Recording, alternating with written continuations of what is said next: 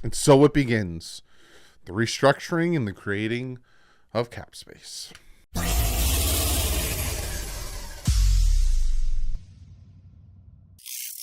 What is up, Fin fans? Today, Thursday, the 9th. I don't know why I'm being stupid. Today we're going to be talking about the fact that the Miami Dolphins have restructured Bradley Chubb's deal. I called it. I'm like a fortune teller. Because I called that. I called the cutting of Sathan Carter. That happened as well. And I honestly think that some of these other players are going to get restructured. Tyreek Hill, Teron Armstead, possibly Emmanuel Ogbah. So we're going to be talking about that. And I got a letter from one of you beautiful human beings in my P.O. box. So that'll be comment of the day. So let's jump into this Mama Jam. So there was a lot of restructurings that happened today. The Chargers restructured Keenan Allen and Mike Williams to create $14.3 million in cap space. The Dolphins restructured Bradley Chubb to create $14.6 million in cap space.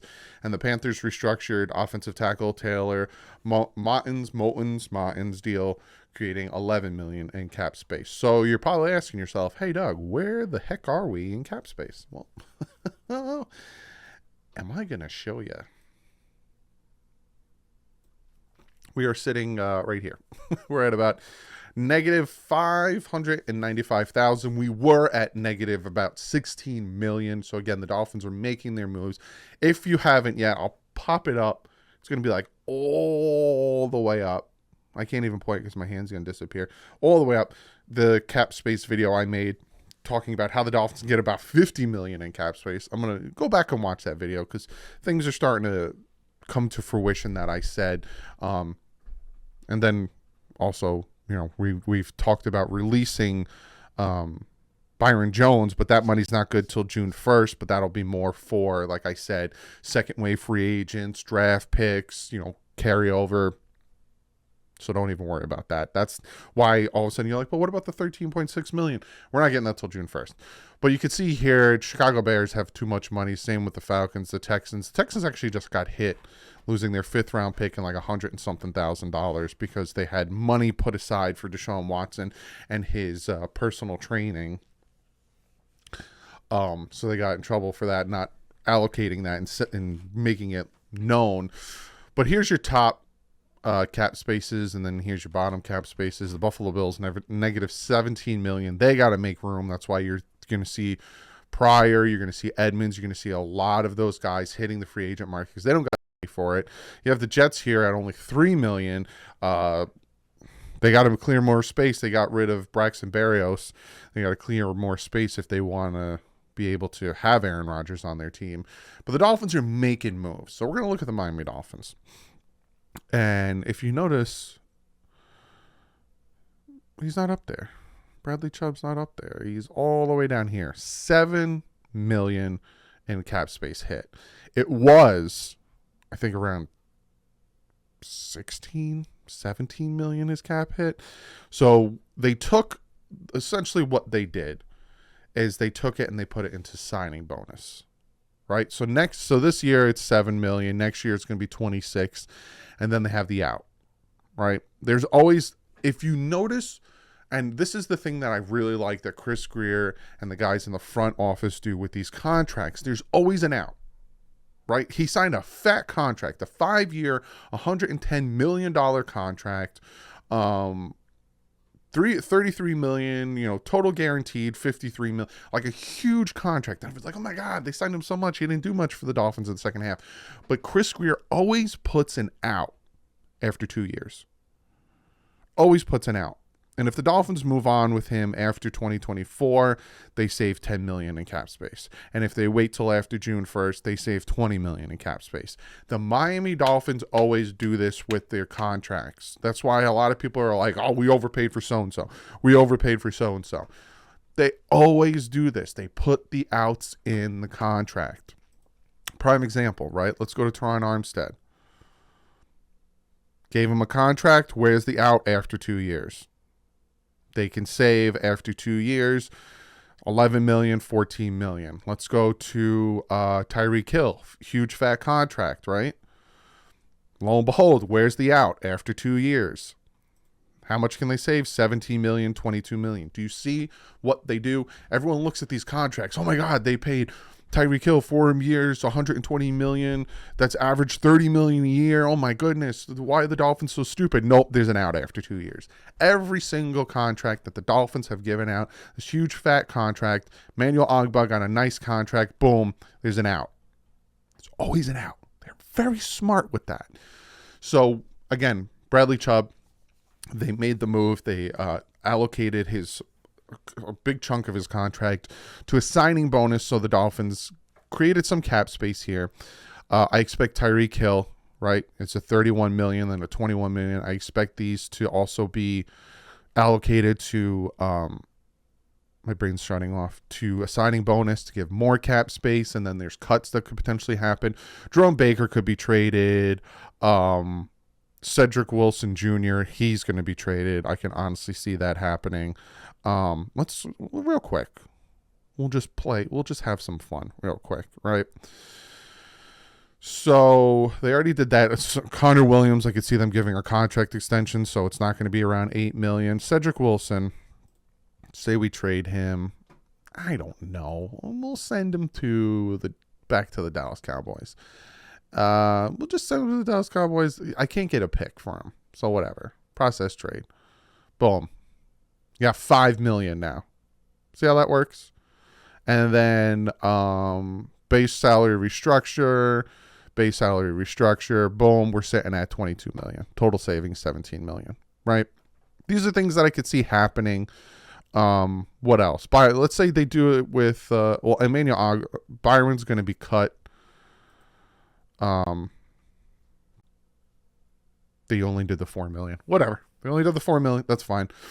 Restructure his as well. Say we trade Jerome Baker. I don't know if we will trade him, but say we trade him to who needs a linebacker? Let's say the Green Bay Packers. Boom. And then that's pretty much all I could see really happening there. But like I said, Connor Williams can get a new contract. That extends it. Christian Wilkins, 10 million. You give him a new contract, that gets more. But look, I just restructured, cut, and that's not even the full cut. That's a $4 million savings versus the 13.6.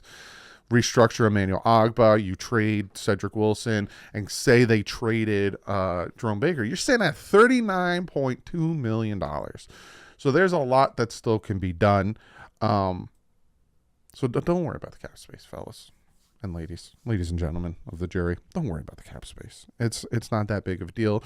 But I wanted to make this video because this is the beginning. They restructured Bradley Chubb. I honestly expect Tyreek Hill, Teron Armstead to get restructured. Christian Wilkins should get a contract extension.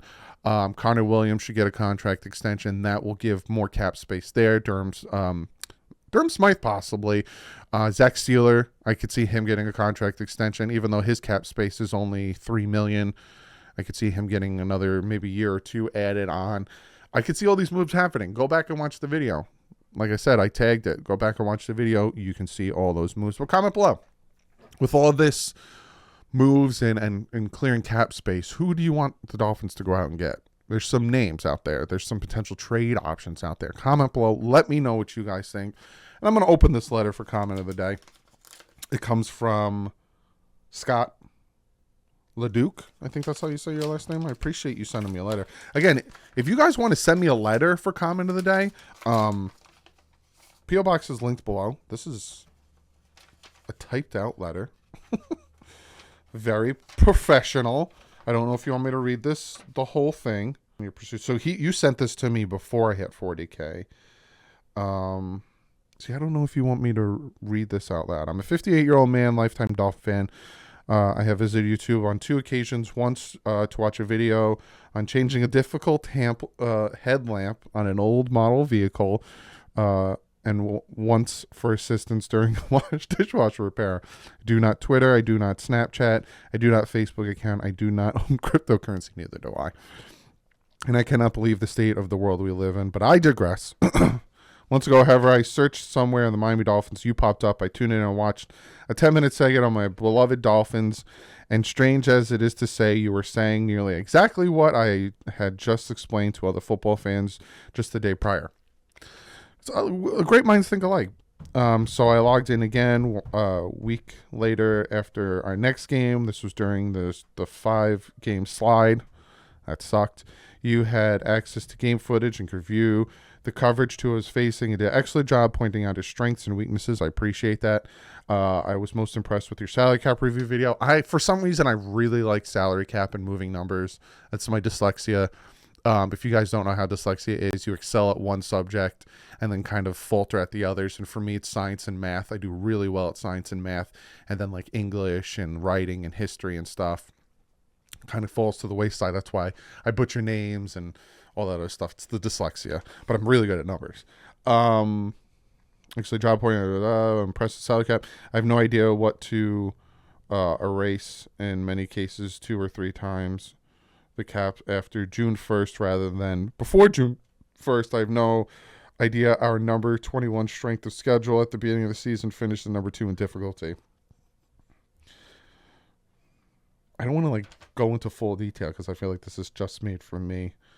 It's great Marino. I was extremely spoiled as a kid. Yeah. Back to the reason of the letter. I have no idea if you actually make a living producing these videos. I tried to subscribe so you can reach your goal of 40. I did, and thank you so much, Scott, for that. But YouTube requires I first create an account. No chance of that. I do not trust websites or any media of that matter.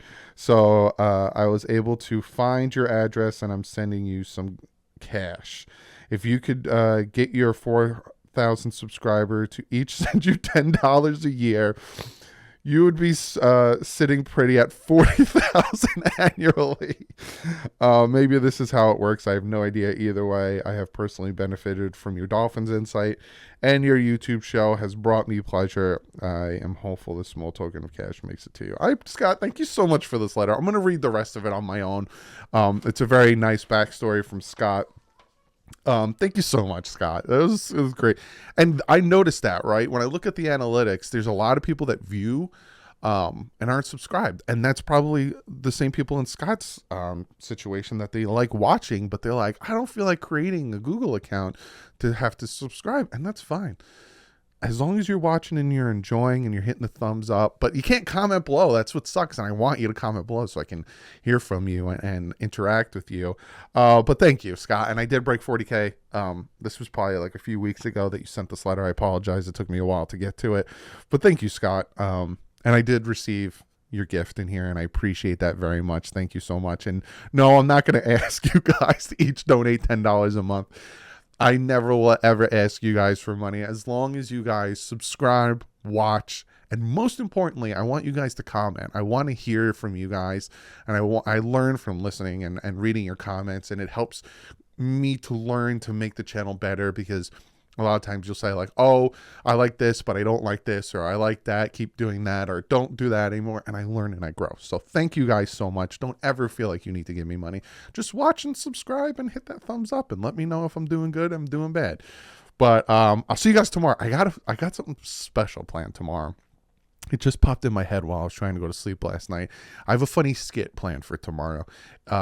It's going to be fun, and I'm going to enjoy making it. So I got something special planned for you guys tomorrow. But other than that, I'll see you in the next one. Well, like usual, stay classy and fins up.